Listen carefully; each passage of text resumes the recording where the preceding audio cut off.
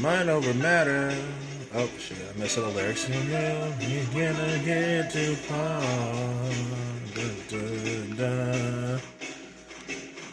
Whoa, here she comes. Watch out, boy, she'll shoot. Okay, alright, I'm sorry. That's a really good song, and I have to mute the game because I will get copyrighted for it. Anyway, Lord Frogmire, yeah. I've gotten a request to talk about him from other people because I've criticized other YouTubers and Synthetic Man. And the thing is, I hear that Lord Frogmire is Synthetic Man's brother. He's sort of like Lord Frogmire Jr. And actually, in a previous video I made a while back, I did do a critique or response on Lord Frogmire, but it didn't get many views, and I didn't bother. Um, yeah, it didn't really get many views, and I didn't even bother remembering which one it was.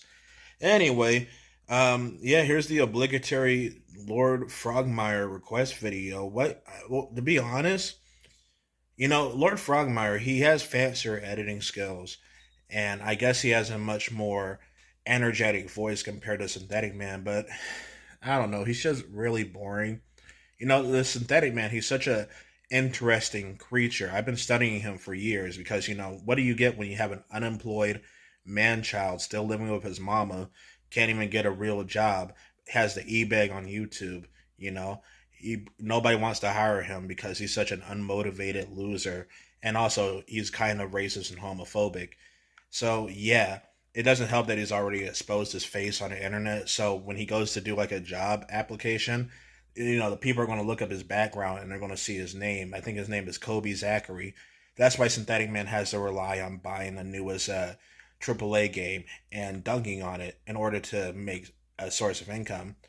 So, yeah, but the thing about Lord Frogmire, well, honestly, he's just really boring. You know, I don't really know what else to say about Lord Frogmire. He's really boring.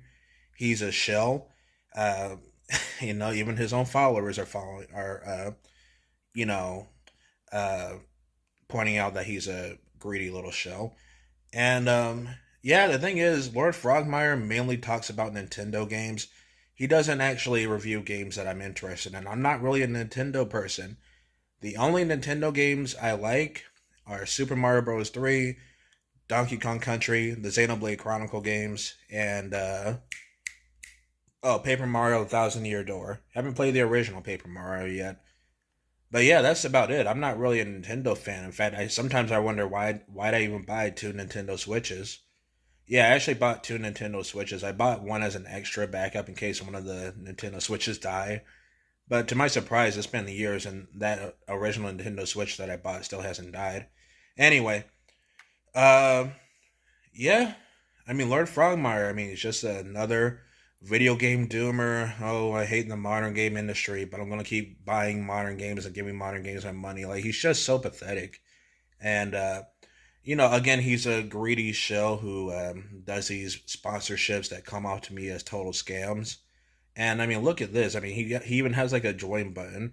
If you actually give Lord Frogmire money, my God, you are just a stupid individual. You are just not smart when it comes to money.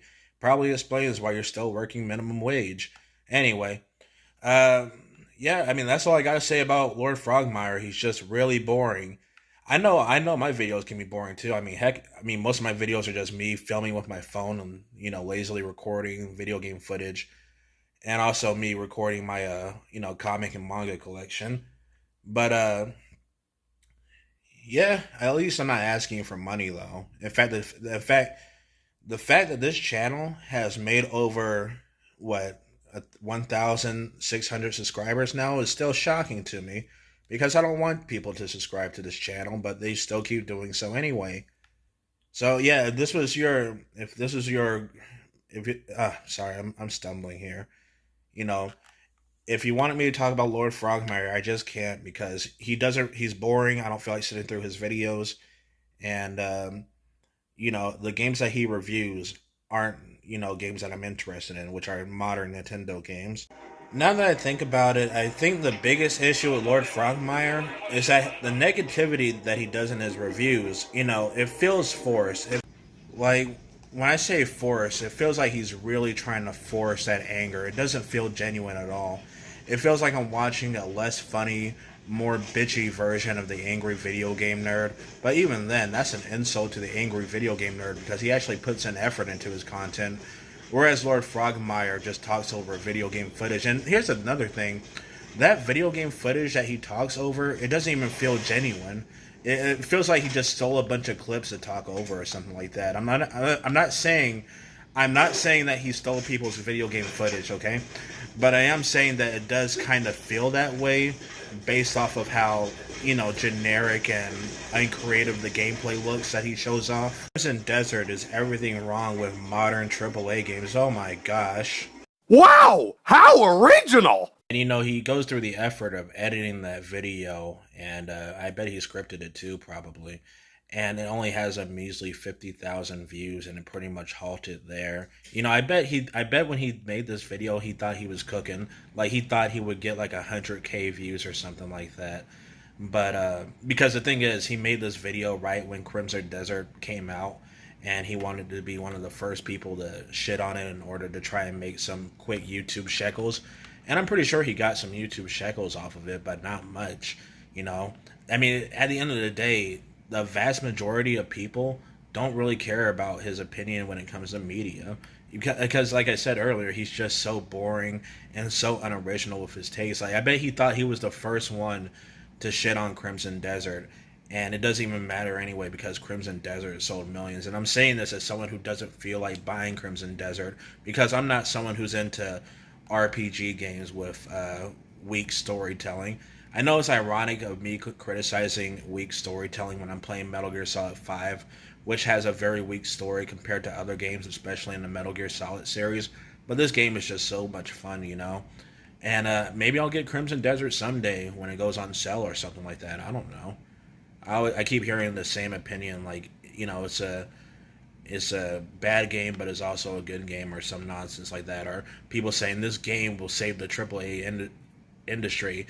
I swear, like, every time a new game comes out nowadays that's AAA and right-leaning people like it, they always repeat the same phrase, like, this game will save the industry, and then people quickly forget about the game's existence. Like the same thing happened with this game right here. And Jesus Christ, his channel, why doesn't he just do a positive video for once? Why is it always negativity? Why don't you recommend a game to, an audience, like an underrated game?